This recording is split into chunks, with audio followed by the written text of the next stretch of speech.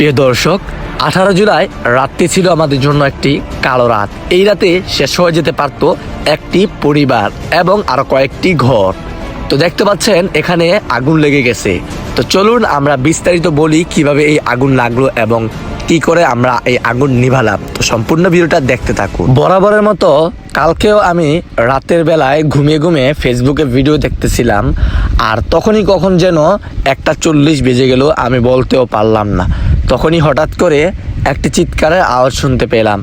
হুট করে বেরিয়ে এসে দরজাটা খুলে দেখি আমাদের কবির কাকা কান্নাকাটি করতেছে। আমি কাকাকে বললাম কি হয়েছে? কাকা বলতেছে আমার ঘরে আগুন লেগে গেছে।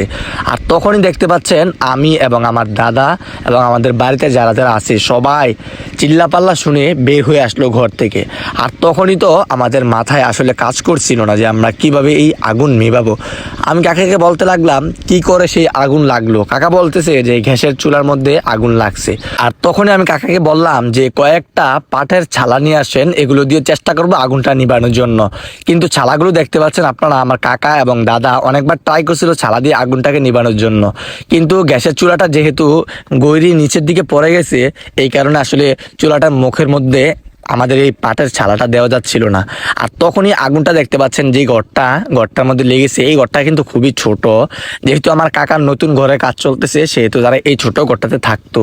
তো দেখতে পাচ্ছেন আগুনটা খুবই ভয়াবহভাবে কিন্তু বাড়তেছিল ক্রমাগত, দেখতে পাচ্ছেন। আর অল্প একটু উপরের দিকে উঠলে কিন্তু আগুনটা তাদের ঘরের যে উপরের যে ছাউনি ওইখানে লেগে যাবে।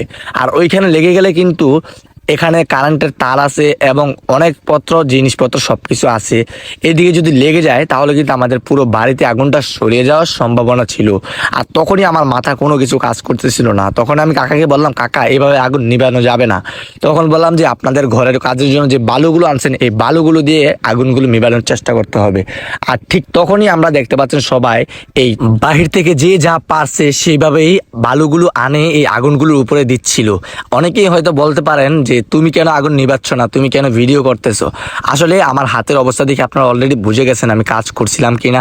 আমি কিন্তু এখানে অনেক বালু ফেলছি, তো মাঝখানে আমি একটু ভিডিও করলাম, যখন ভাবলাম যে এই ভিডিওটা হয়তো আপনাদের সাথে শেয়ার করা যাবে, আপনারা একটু সতর্ক হবেন, এই কারণে আমি ভিডিওটা করলাম, বুঝছেন, কেউ কিছু মনে করবেন না। তারপর আমরা দেখলাম যে বালিগুলো দেওয়ার কারণে আগুনটা মোটামুটি কন্ট্রোলে আসছিল। তো তখনই আমরা আরো বেশি পরিমাণে বালু দিচ্ছিলাম, বালু দিতে দিতে এটাকে একেবারে ঘিরে ফেলতেছিলাম। তো দেখতে পাচ্ছেন আমরা সবাই কিন্তু এখানে বালু দিচ্ছি। তারপর আমি এখান থেকে বের হয়ে গিয়ে বাহিরে চলে যাই, বাহিরে গিয়ে ওইখান দিয়ে তাদের যে ঘরের বেড়া আছে এটা ভাঙার জন্য ট্রাই করতেছি।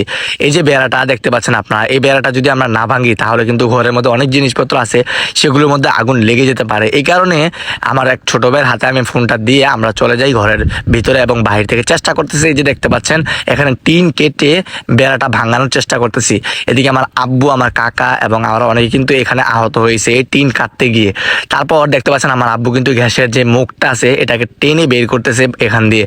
অলরেডি আগুনটা কিন্তু এখন কন্ট্রোলে চলে আসছে, তো আপনারা দেখতে পাচ্ছেন। তো সবাইকে একটা কথাই বলবো, আপনাদের যারা যারা ঘরে গ্যাসের চুলা আছে এবং সিলিন্ডার গ্যাস আছে আপনারা অবশ্যই একটু সাবধানে থাকবেন এবং সতর্কতার সাথে সেগুলো ব্যবহার করবেন। কারণ আপনার একটু ভুলের কারণে হয়তো একটা বাড়ি, একটা ফ্যামিলি শেষ হয়ে যেতে পারে। আমরা কিন্তু ভাই গ্রামের মানুষ, এখানে ফায়ার সার্ভিস আপনি পাবেন না, অমুক তমুক পাবেন না। তো আশা করছি সবাই একটু সতর্ক থাকবেন, ভিডিওটা শেয়ার করে দিবেন। এখন বিপছে নাকি মোবাইল